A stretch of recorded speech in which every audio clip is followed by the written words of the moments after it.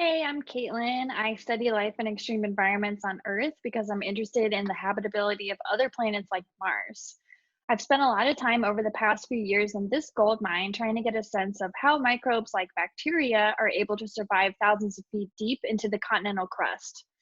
There's fluid filled fractures in the rock that can host microbial life, but this water is anoxic, decoupled from solar energy input, and has very little organic carbon. And so the big question is what makes this environment habitable and what kind of life can survive here? This is a photo of a biofilm, which are microbes that attach themselves to the fracture surfaces here. The special thing about these microbes is that because they're attached to the rock, they have access to minerals that they could use for energy. We learned from our previous thermodynamic modeling and growth experiments that some minerals like pyrite can provide a lot of energy and support a significant amount of microbial life. And so we learned from that work that the composition of the host rock is probably an important factor in what makes the setting habitable. But our previous experiments used minerals representative of the host rock, which could only tell us what was metabolically possible. So now I'm looking at what's happening on the native rock surfaces to see if the microbes are actually behaving the way we would predict. So here we're looking at the surface of one of the rocks we collected from the gold mine. All the yellow areas are the energy-rich mineral pyrite, and the dark areas are mostly the energy-poor mineral quartz. If the microbes are getting their energy from the minerals in the rock, then we would expect to see preferential biofilm colonization of the pyrite relative to the surrounding minerals.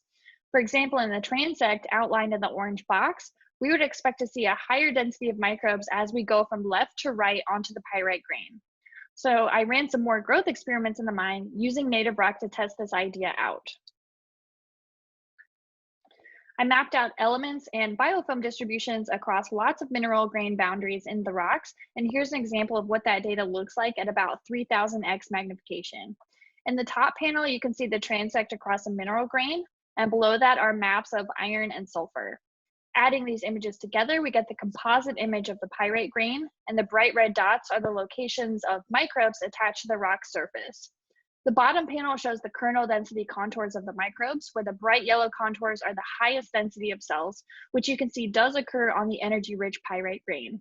And using spatial models on lots of maps like this, I found that iron and sulfur are the most significant explainers of biofilm distribution. And so again, minerals in the rock do seem to be playing an important role in the habitability of this setting, and we can apply this to the search for life on other planets. So for example, we have reason to believe there may be water in the subsurface of Mars, and there are lots of minerals in the Martian crust that could provide energy for similar sorts of microbes to what we're seeing in the gold mine. So if you're looking for life on Mars, a good place to target is the subsurface.